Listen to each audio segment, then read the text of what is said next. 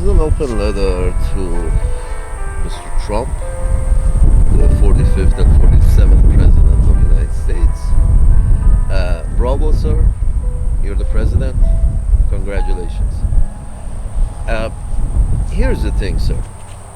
I heard a few times the word mandate. Yes, we all saw that the board was very red, so one can assume it's a mandate. I was just trying to object and say no, it's really not a mandate the way you think it's a mandate. And the reason is that if you drive your own car, I don't know when was the last time you drove your own car in a very cold climate, and it's from time to time when you drive your own car in a cold climate, you get stuck in snow. You go and the tires are hot of traveling, and suddenly they get to a snowy part, and suddenly, because if you have to wait there for a little longer than a few seconds, the tires start melting the ice, going down and digging themselves into the ice. And now if you don't have winter tires, your tires keep moving forward, but not skidding, not moving the car forward. This is the situation where you are, have been for the past, I say, 8-10 years. And the idea is, the car is sitting in snow, and the wheels have dug themselves in. What do you do? Well, what we do, who drive our own car, is that we would go, forward gear and give it all the gas we can, hoping that, we can move out of this ice hole. So we try to move forward. We can't. Then what we do? Then we put in the reverse gear and try to do the other way around with full force. Hopefully we dig ourselves out of the hole, the ice hole. So the thing is, you are the reverse gear.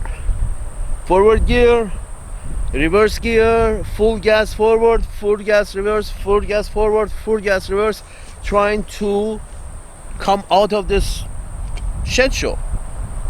The shit show that apparently, the entourage, the Mr. George W. Bush and their entourage they were the ones who dug the hole, really dug the hole. It wasn't going well since, a while ago, but they really put the system in the hole, both in the Middle East, and apparently recently we learned that these guys were the first guys, George W. Bush and his entourage, or Dick Cheney and his entourage, were the ones who actually pushed for a path to Ukrainian NATO membership. They were the first one, the ones who set the path towards the shit show that we are seeing right now.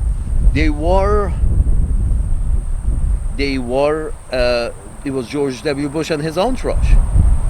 He thought he was in charge, but other people saw Dick Cheney as in charge. Anyway, the point is this: it starts from there. When you put a lineman in charge, a lineman and a baby man in charge, a baby man who just got baptized and feels he has that now, whatever he says is a godly advice. Because this God came and said in my ear that we should go and teach those motherfuckers a lesson. Apparently they were the administration that started the pushed for Ukrainian membership in NATO back in 2008 and set the wheels in motion. There is no problem with democracy, with bureaucracy. There is no problem with bureaucracy. The bureaucracy is not actually bad. It's just that when you send it down the wrong path, bureaucracy tries to, you know, do its best to achieve the objective. But the objective was set in apparently Mr. George W. Bush's time of pushing for Ukrainian membership in NATO and roll our sleeves up and go teach them brown skins what's what. These are cost money, and the newly baptized president, Mr. George W. Bush, apparently, you know, wasn't really good with money. Even his own business, he had many failed businesses because he wasn't even good with his own money. How can he be good with the country's money? They fail upward. He's not good with his own money, so you give him the keys to the government. Here is, you go ahead. Anyway, let the guy show at least he's good with his own money. Then give him the keys to the fucking city treasury. Anyway, my point is this. Sir, I think this is not a mandate. This is that reverse gear that you got stuck. Somebody came in, broke the china shop. It's costing a lot of money to get out of it. As you notice, Afghanistan, Syria, Iraq, we are the kings, we are here to stay, we will never leave. You know, we shouldn't, you know, Miss Megyn Kelly was sort of like, no, we should have stayed in Afghanistan, we should have stayed in Iraq, we should have shown those motherfuckers what's what. Still, and she was against all that, you know, pulling back. What do you mean pulling back? We got it, it's ours. Okay. That's Megyn Kelly's perspective. And well, that costs money. That we got it, it's ours, it costs money. This imperial ship is very big, very expensive to run. If everybody agrees that your money has value because, and then you get to print that money, yeah, you can build a fleet of floating universities and send to those shed holes to raise them intellectually, or you can send a fleet of, you know,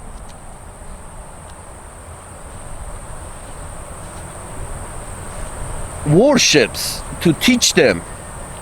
You want, if the idea is to teach them, you think your way is better. If your idea is to teach them, you build a fleet of universities. Each one of these aircraft carriers can be a full-fledged university with sleeping quarters, university to teach, you know, math and science to the locals in, you know, KwaZulu-Natal, or, you know, in Alabama. You know, you can have, you know, 10 floating universities, education centers. You don't have to call them university, education centers for to raise the whatever you think the locals' intellect is not enough, their understanding is not enough. You just send them universities, not gunboats. You don't show them what's what. If the objective is teaching the native, if you think the natives understand wrong and you understand right, you send them a fleet of universities, education centers, not a fleet of gunboats. So my point is this: it wasn't a mandate. The car is stuck in ice, back and forth it goes. You're the reverse gear that these people have put the system in, and a lot of the ideas are very reverse-ish, you know, back to the family, big families, all of that. Yeah, it does make sense, a lot of it. It sometimes going reverse actually, you know, may save you. So, you know, because you have gone too far down the other path. Here's the thing, sir. I was thinking of covering some international matters, but I start with domestic matters. Here's the thing, sir. regarding your domestic agenda, it's not a mandate, sir. They don't really want to go back to the 1950s and 40s. They don't want to go. This is just a reverse gear. They're trying to get out of the hole. They don't want to go back to that morale, really. They just don't want to go so far in futuristic and start, declaring people genderless until they determine what gender they are. The individual is free to determine their gender later on in life. That's a very individualistic way of looking at things. You see what I'm saying? It's a very individualistic. It's saying even the community around them, even they can't even determine the gender of that individual. That's going down the individual path a little fast. And then, so that transgender issues and those, yeah, they were not making much sense in the domestic agenda. They weren't making much sense, and then they were trying to push the same message internationally, and go so down the wrong path of. I mean, the collective have some rights. The collective, doesn't have the right to kill you, but the collective has the right to say, yeah, you look to us as male and female based on the equipment that you were issued. I think the collective has to have some kind of a say in determining the status of its members. Maybe, not kill them, but at least be able to determine the society around you, be able to determine what gender you are. This is just crazy that these guys, the path they went to, that's the path of too much individualism. And your economy is suffering from too much individualism. Here's the thing, sir. Then let's cover the domestic matter. Sir, tax cuts are not going to help, because tax cuts give money to the very rich. The richer you are, the better you're going to be with tax cut. Frankly, the more, if I save $5 with a tax cut with my income, a very rich guy saves a lot more with tax cuts. That's obvious, but doesn't produce the result that you want it to produce. Because of automation and the robot, the automation of the system. So if the guy had one gas station and he employed 3 people or 6 people or 10 people, he has 2 gas stations, it stays still that. Even less, because automation, he can run the same place with 4 people. My point is this, that that money is not going to create many jobs if you think the only solution to this problem is more jobs. If more people have more jobs, more incomes, and everything is going to be fine. It doesn't work like that because of automation. And the money that they save is not going to affect the economy that much. They're just going to save the money and invest it in more real estate or more stocks or more bonds, or just the money goes straight to the top. What I'm trying to say, when you do tax cuts, more money for the top doesn't do that much. On the other hand, what does do a lot for the society as well as for the individual is if you actually give the young man of your society something to do by giving them a leg up. Here's the thing. Under current condition, if a young man in a city wants to start a business on his own piece of land, first he has to work for 20, 30 years for somebody else as an employee. Very people are self-employed. Most are employees. That's just the statistics. The owner of the company is self-employed, but his employees are workers. You see what I'm saying? So they're not self-employed, although tax-wise, everybody tries to pretend that the people they work for them are subcontractors. No, the point is this: very few are self-employed, very few, but the majority work for other people. So the idea is a young man who wants to have his own, wants to work on the family land and make something, do something. There is no family land. There is no family land. There is the family apartment that they were renting, and now there is a family apartment, another family apartment that they're renting. So for this guy, he's supposed to go and work for 20, 30 years. Maybe if he's lucky, one day after 20, when he gets old, he can go and get his piece of land in, let's say, 40 acres in Kansas. When he's 60, 70, at that point he doesn't want the land, because the land is no longer, he doesn't have the oomph to go to the land. That drive of a young adulthood drive that he had, he no longer has. So he at that point his priorities are changed, and the money stays in the city. Money never turns back into land, because all these workers with the shitty salaries they get, it will take them a long time to be able to afford a piece of land. So my point is this, Mr. Trump.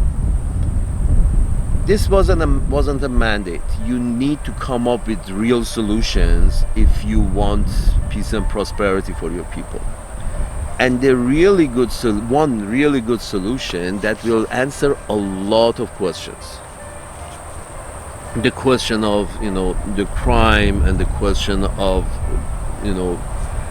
restlessness of the young adults, and the question of Proud Boys, and this boys and that boys and bad boys, and Antifa and anti-Antifa and anti-Antifa. All these folks need something to do, and the Russians went the way of collective farms, which is not advisable. The Chinese also, they after their population reached this point, they went collective farms, which I guess you think we were headed by Mrs. Harris. Maybe you're down the same path while you're leading, because you don't recognize it until you're there, that you suddenly reach the level of camps in Arizona for foreigners, and labor farms, collective labor farms for the domestic unruly. You see what I'm saying? You're already down the other path, to the path of camps in the middle of Arizona for the foreigners. You're down that path, and the Democrats are down the path of camps for unruly domestic. You just don't recognize each other, but you're almost going down the same path, because the other one would be the next step. You would introduce first camps for the foreigner in central Arizona, and then you probably will move on to collective labor camps for the unruly domestic. That would be your next step, and the other one would be their next step. My point is this: you're going down exactly the same path. It's just you're not in rhythm, but it's going down the same path. The solution, sir, the solution is very simple. To get rid of all this stress in the society and not go the way of the collective farms, you go and camps and concentration camps. Instead of going down that way, you go down this way. You say, we are going to, with the help of Mr. Bill Gates and a lot of other really big landowners, we are going to give anybody, any male between the ages of 20 and 40 acres of land. As long as they're our citizens, and we don't care. We give you 40 acres of land if you're between the ages of 20 and 40. If you just have to come and ask for it. We give you the land. We come and show you your territory, and good luck. We also provide 0% interest loans that, depending on how well your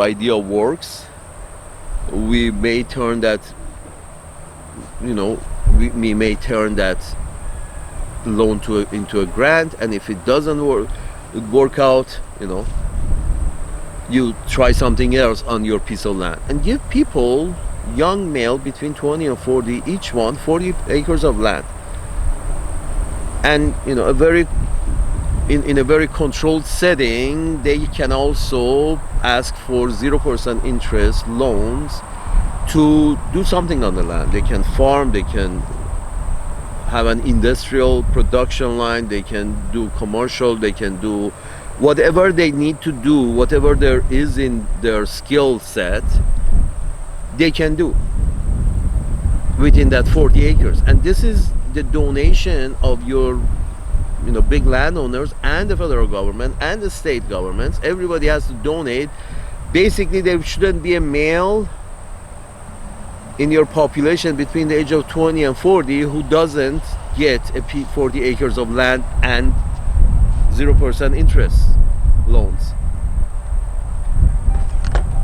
That brings real prosperity. That brings real prosperity, meaning that the money doesn't go straight up to the Mr. Bezos.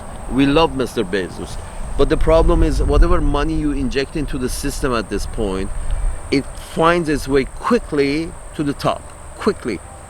So and if you do tax cuts, you're letting the top keep more money at the top. The problem is not the rich don't have any problems, sir. It's not that they're paying too much tax, that's why they're suffering. I can assure you, Mr. Bezos doesn't have any issues that he cannot solve with money.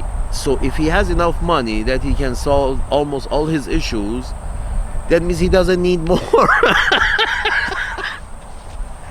And at this point, any money, if you don't do tax cut, okay, Mr. Bezos pays whatever tax he's paying. Even if you take more from him, he probably won't mind, because again, he has all the money that he needs to do whatever he wants.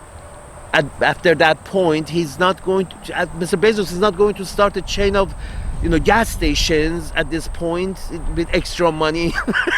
The extra money just goes into his account, and he has to find useful ways of spending it. And that's a big task.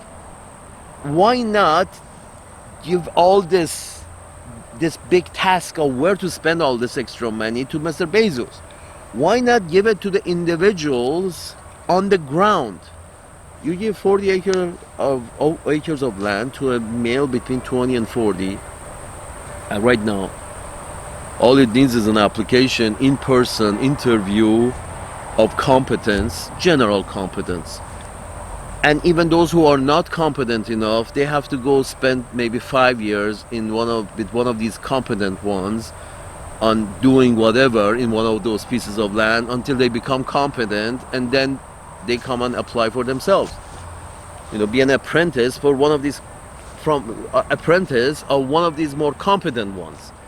Go spend 2 years with a competent, guy who's just started on his 40 acres, and learn, and then become competent, and come, and you can also have a piece of land. My point is this land is conditional. It's like this land is free for 50 years, and within that 50 years, if the person can have enough money to purchase this piece of land, they can purchase it. But if not, after 50 years, goes back to the same organization that it belonged to. So they can hand it back out to a new person after 50 years. But my point is this: you allow your people to be creative, have something to do, not having to join Antifa or the Proud Boys. They have something to do on the land, and they believe it's theirs. They can be theirs if they can, make the business, whether farming, industrial, commercial, whatever they're doing. As long as it's successful, they can probably buy it. And what happens when they buy it from the owner. They develop it more. Or if they're very more profitable than they expected, they sell it and move it to a bigger land. But my point is this: at this point, if you really and almost all your problems are solved with this in this manner. But the problem of population. Which young lady do you know who wouldn't want to leave the city and go with one of these men and his 40 acres to make a life for herself? Very few wouldn't. These pointless women that I've seen in the cities, very few of reproductive age, very few of them wouldn't want to, go with one of these men in the 40 acres and start a family. In that way, you give a purposeful option to your females as well. But again, the land only goes to males between 20 and 40. One step better. You tell these males that males that are between 18 and 20, out of high school, you tell them you can get the same piece of land only if you attend 2 years of Peace Corps. Basically, you make Peace Corps as an incentive to getting a land, or land goes to any male who wants it, 40 acres. We give you more grants if you go 2 years of Peace Corps. You see, basically it's saying that if you go for 2 years of Peace Corps between 18 and 20, we will give you grants to build whatever you want on your 40 acres that is coming to you. If you don't do the 2 years of Peace Corps, we only give you a loan, 0% loan, to do whatever you need to do on your 40 acres. You want to do on your 40 acres. So it would be a grant if the male of the species are, expected to go on 2 years of Peace Corps. 2 years of Peace Corps is the thing that could turn your aircraft carriers into universities. Sort of like, these are Peace Corps. Our aircraft carriers no longer carry aircrafts. They carry a bunch of young men who go over there and do whatever Peace Corps does in that area. And then we have some aircraft carriers that are hospitals, and some aircraft carriers that are, we use them for emergency help in areas that have issues with the climate and whatever. Folks, sir, this is the solution. Expect the male of the species, both male and females, but if for the females, provide them a lifetime assistance of universal basic income. I think universal basic income is what your females should get. They do to start with. Males, maybe the land is sufficient, but the females should get a universal basic income, because whether with male or without a permanent male, they have children, and you don't want your children to go hungry, because let's say going hungry doesn't produce geniuses. If you have hungry children in your society, Mr. Waltz, I think that was a very honorable thing that he did, that made sure that the children wouldn't be sitting hungry in schools. That's not socialism. That he's thinking ahead, that I don't want a bunch of dum-dums. I want these adults of the future not to be retarded because they didn't get enough nutrition, and didn't learn anything because they didn't get enough nutrition. That's not a socialist idea. This is what I'm trying to say. This is not a mandate, sir, Mr. Trump. This is not a mandate. This is the reverse gas Forward gas, reverse gas, forward gas, just trying to get out of the hole, however possible. Because being in the hole, both economically and socially, it's not fun. You see what I'm saying? It's not fun. It's really not fun, and that's why the people are going one time. And evidence of it, sir, is that uh, we know historically that when this point is reached, many one-time leaders, one-time presidents, as in like not two terms but one-term presidents, go in and out. It has happened over and over and over again. When the system gets stuck, when the car gets stuck, there's a lot of forward and backward happening in a very fast, one-term president, another one-term president, another one-term and exactly they chose the exact opposites. It was Trump, Biden, Trump, and forward, back. They're trying to get out of. They don't really want to go backwards. What I'm trying to say, sir. And backwards by force, they don't want to go. Okay, you see what I'm saying? Backwards, as in like, okay, no, let's put up camps and let's put the foreign unwanted over here and let's put the domestic unwanted over here. Except they just call these concentration camps and call these, labor camps, and these domestic opponents should go learn something by working in the fields. That's the next step. That's very close, whether you say it or not. Maybe not you, you're the next guy in line. The next time this system is shifting back, they will go down that path as well. So to stop it, to have your youth do something, have something to do that doesn't create inflation, giving land, the deed to a land to a person with, grant with an option to buy, a 50-year grant with an option to buy. And, but they have an option to buy it from the government, but they don't have the option to sell it. So they have to be on that land for 50 years. It's sort of like, this is your land, but you can't sell it or lease it. You have to use the land. That stipulation has to be on it, the individual. I'm trying to prevent labor camps, sir, for your youth.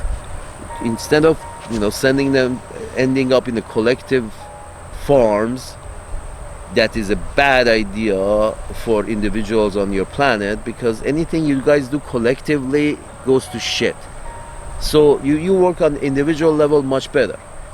As I was saying, this is the answer to many questions.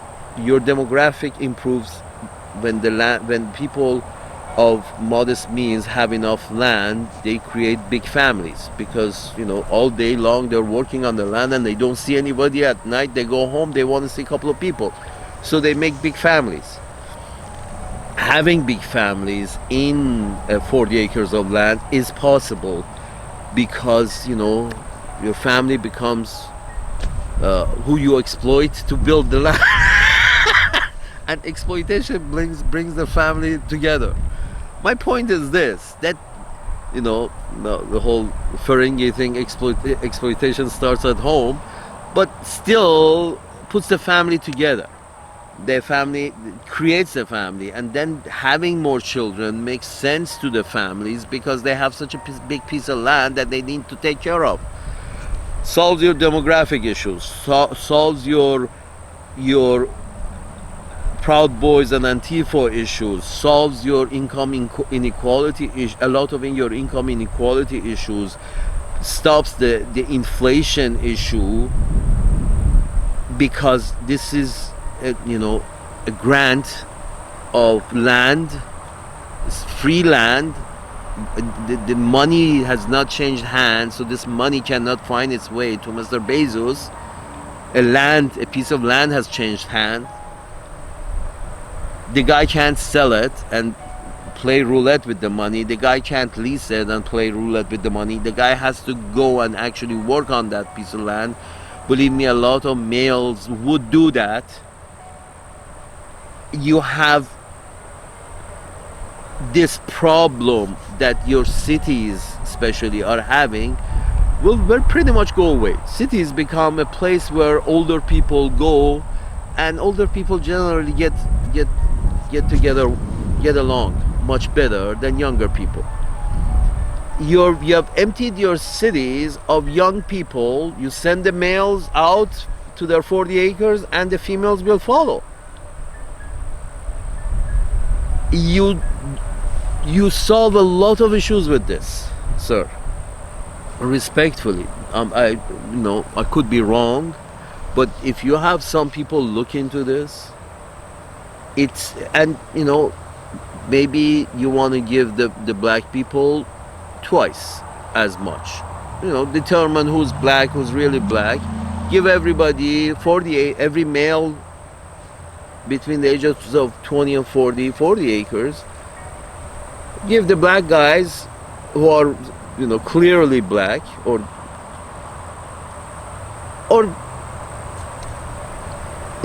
as a gesture of goodwill, give them 80 acres. It doesn't matter. Give them 60 acres. They would be happy. Don't give them any more. Just give them 40 acres. This will determine a good path for your future. The path in which, because here's the thing, Mr. Trump. Imagine a guy is doing deliveries, a young guy doing deliveries of pizza for other young guys in the city for a meager wage, just so he can live in that city. He's a delivery boy. And by the way, those jobs are also going to be soon automated. A delivery boy, a delivery man. This is all the brain power he has. He has the brain power. He has an average brain power, but he has a personality that, let's say, he works well alone, doesn't work well with others. Imagine there are many, because males are like this. They work well. All males work well alone. They have difficulty with others. This is the condition of being male on your planet.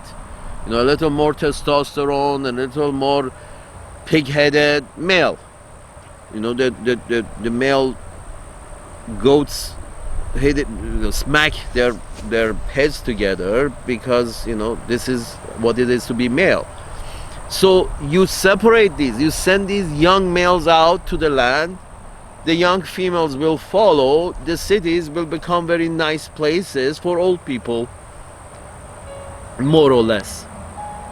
Because again, as I said, the guys who are living in your cities working for meager wages, which is 90% of the population, this guy who's working as a delivery guy and hopes to rise in the ranks and become somebody, how many years does he have to work in the city until he can afford to buy 40 acres of land to do his thing?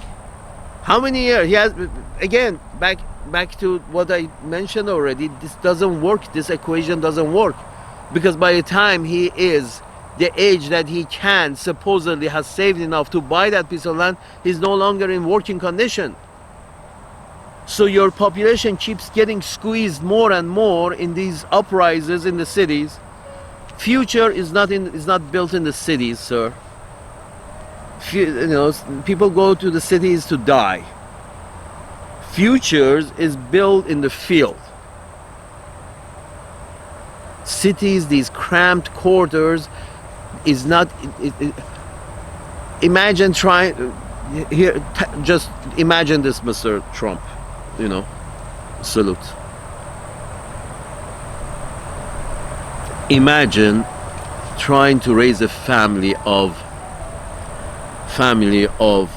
10 in the middle of 40 acres in Kansas, and try and think of trying to raise a family of 10 in Brooklyn, New York. You even can see, can even, picture.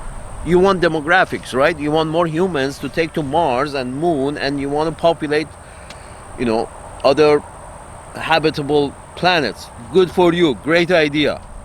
There are many out there. But if you want that, if you want your population to grow, you want the population to grow healthy, you have to separate them.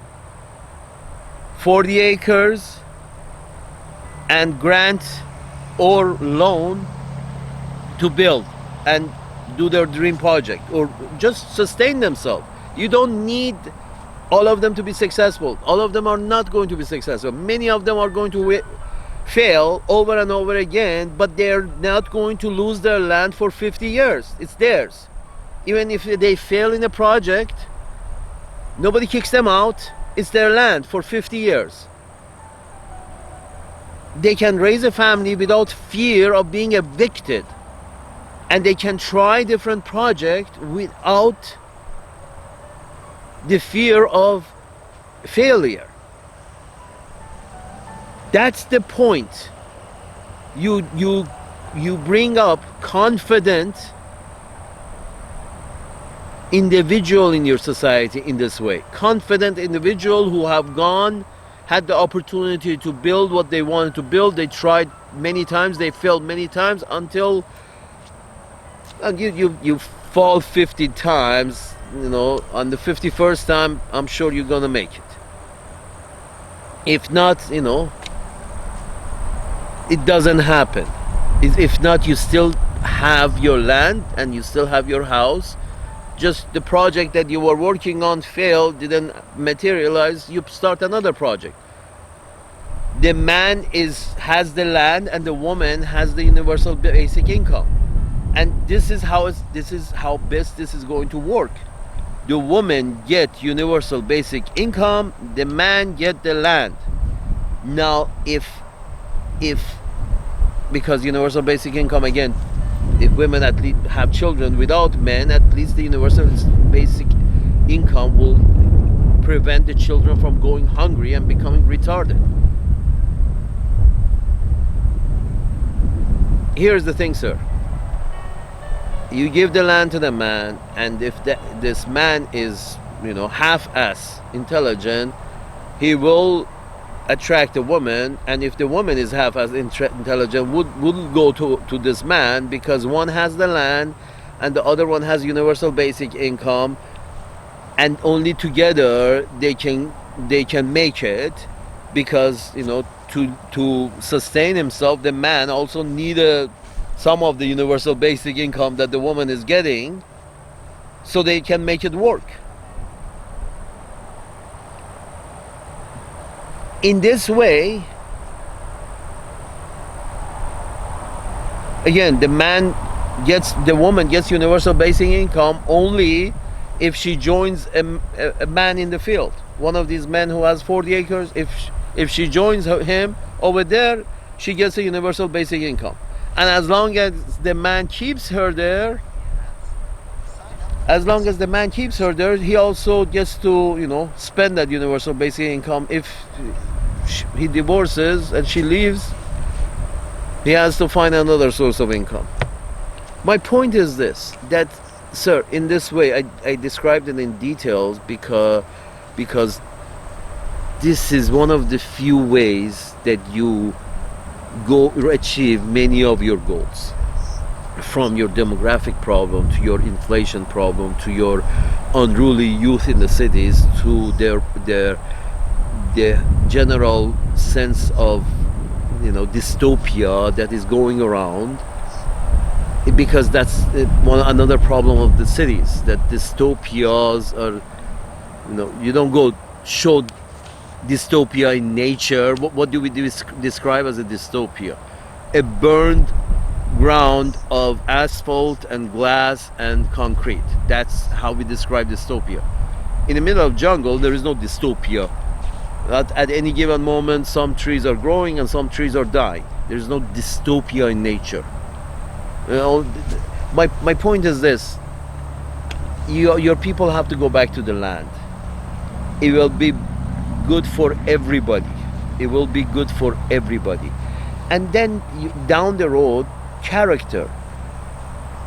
Imagine that, here's the thing, as a father, Mr. Trump, imagine that your son Baron gets this opportunity, goes 2 years in Peace Corps, goes to, let's say, Egypt, and learn their language and helps the Egyptian learn the language, or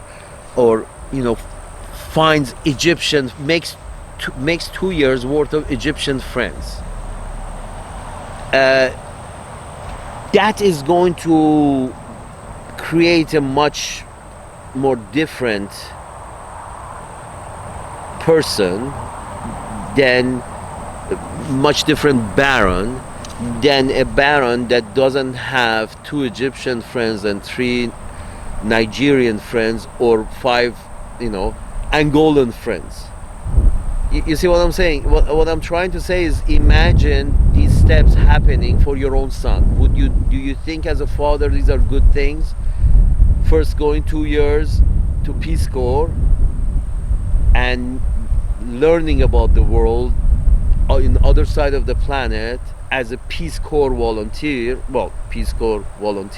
for 2 years. Again, those who don't volunteer for this, they don't get a grant once they get their land. They get a loan. As much as they want, but it's a loan. My point is this, that imagine your baron, after coming back from Peace Corps, he's given a 40-acre piece of land to go and build something for himself without your help, with no need for your help, because he's there and he's found a missus, and they're building a big family because they're living in 40 acres. Imagine yourself, Mr. Trump, you had these children that you had them as a very rich man in New York. Even 4 or 5 children in New York is like 20 children in the middle of 40 acres in Kansas. I'm sure you had your wives had their hands full, because it's very difficult in a very crowded city having a lot of children. It's just crazy. In terms of space, in Kansas, even without the 40 acres, the rent of you need to at least a 5,000 square foot home for 10 kids. That can happen in Kansas, but you can't have 5,000 square space. An average Joe cannot have 5,000, 10,000 square feet of space in New York City for a 10-kid family. And then where is the land? Where are these kids are going to play? Where are they going to learn? Where they're going to experiment? Where they're going to live life on the dirt asphalt streets, or in this program or in that program? And I'm sorry, these programs, or instead of your kids being in the field and learning from nature and playing in nature and learning from nature and experimenting, you're packaging them after school activities in the city. These after school activities are a city ornament. These are not these after school activities doesn't happen in countries, because there's no after school activity. After school you're working, you're making, you're learning in your daddy's land. You see what I'm saying? That is the real activity. Going and learning tutu, how to learn to dance the choo-choo is great, but for older individuals, not for 50-year-old. Learning how to do the choo-choo is a great idea. Going to class to stay healthy is a great idea for a 60-year-old, 70-year-old. But if a 17-year-old has to be in the field, under the sun, work, learn, produce, manufacturing, production, farming, whatever. But this can only happen if you move these young men out of the cities in this way. Free 40 acres of land for 50 years. You can't sell it, you can't lease it, you can only hold onto it and get grant or loan to build something, start something, to become self-sufficient. Many of them are going to fail. Don't worry about it. It's not that. The idea is the most important thing happens here. Character is built. Good character is not built in cities. I'm sorry. This the only thing that is built well in the cities is greed. Because of the fear that the cities produce for their inhabitants. Because a large space with a small space, crowded. There's a very fearful kind of living in crowded cities. And these crowded cities bring up fearful people. Your species is not built for cramped spaces, to live very close together. It's not that your species is not built for that. That's why nobody enjoys jail.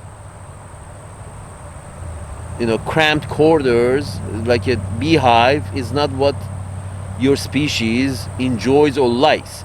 When the quarters become small, the families become small. When the living quarters become small, families become small. You want big families, you give them big living quarters. You don't have to outlaw abortion. This is what I'm trying to say, Mr. Trump. You don't have to outlaw abortion in any way. You just give them land, they go out, they produce without actually you having to ask them to reproduce or force them to reproduce. They will naturally reproduce because they got all this land to fill. Are you fucking kidding me? And nobody gets this. I can't be the only asshole who gets this.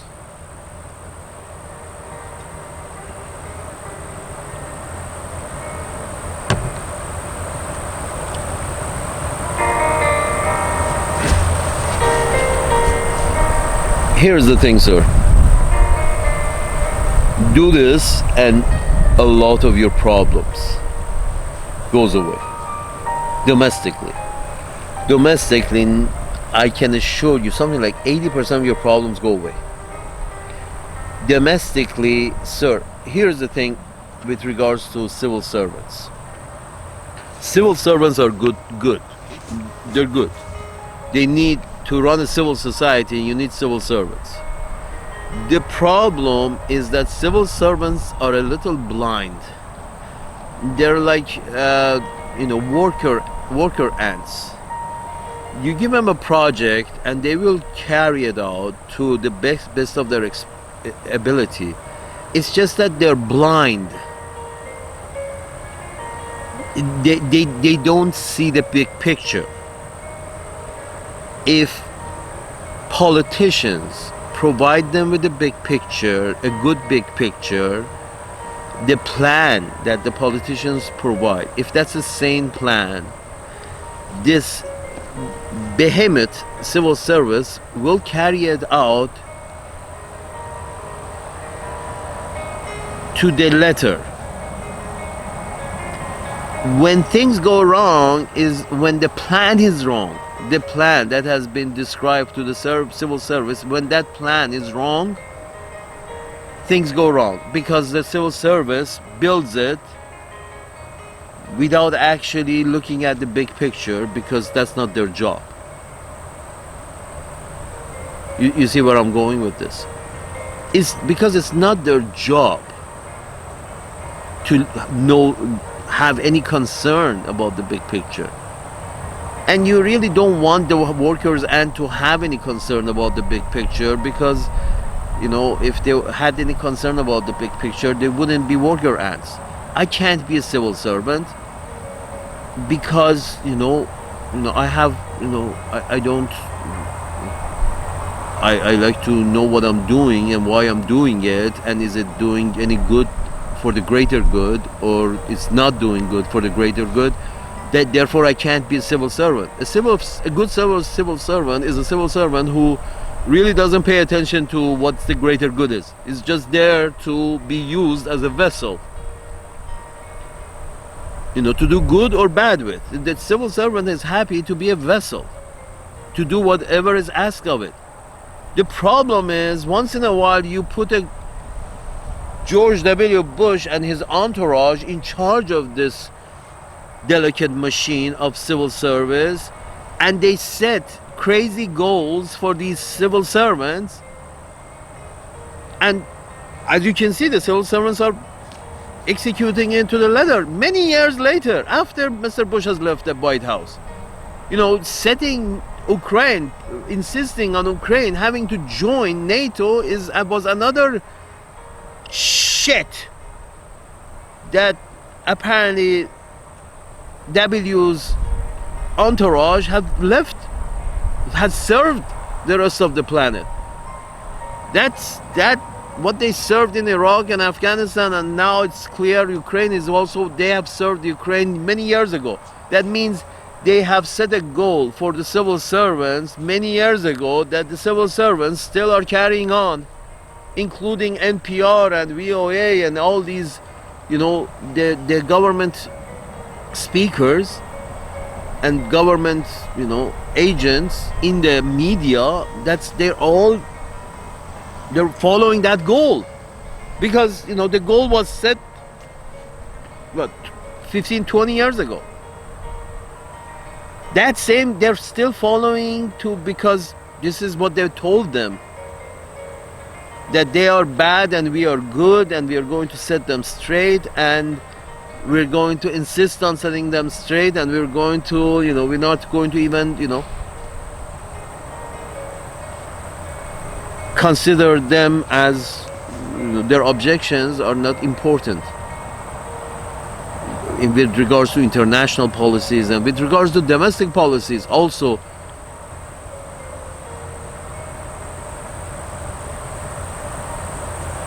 Sir, here is the thing. I hope you do well as a president with regards to, I will make another open letter with regards to my international perspective. But with regards to domestic situation, I hope you have a good presidency. Understand that this is not a mandate for more tax cuts and more for the rich, so maybe the rich can trickle down and maybe we get some liquid at the bottom as well. This is not about that. This is not about we gotta do a shakedown of the planet so that we get paid more. That's the whole, tariff business, and this. We have to do a shakedown of the planet so we get more tariffs. Regular mafia shakedown. You pay me more, motherfucker, whether you're England or France or, Addis Ababa, you're going to pay me more, motherfucker. Again, not good. Not the right approach, in my humble view. I could be wrong, of course, but in my humble view, this is not going to work. Sir, you don't have a mandate. They are trying the reverse gear, hoping to get out. What you can do, take advantage of this point and come up with a very revolutionary idea. Implement a very revolutionary idea, a very quiet revolution, a revolution to a better society. Do you know how good of a character your makes when your people have their own land and they have worked on it for 10, 20, 30 years? Do you know how better their character improves with regards to just general well-being? Not these stressed out humans living in the cities, but very, self-confident human beings standing on their field and watching their own handiwork. Your solution to almost 80%, 90% of your domestic issues is in this. This will solve almost all your issues domestically. Again, just by not even allowing the question to arise. In this way, believe me, nobody will want to get an abortion. Do you understand where I'm going with this? They want to get abortions because they're living in small cities, in small apartments. They cannot have more than 2 kids, so they want abortion. She's living in a studio. She can't even have 1 kid, so she has sexual urges, but her condition is such that she cannot, with the space that she has, she cannot even have 1 kid. Give her 40 acres and a husband who has to stay with her because she brings in the universal basic income, and watch her have 12 kids. I can assure you.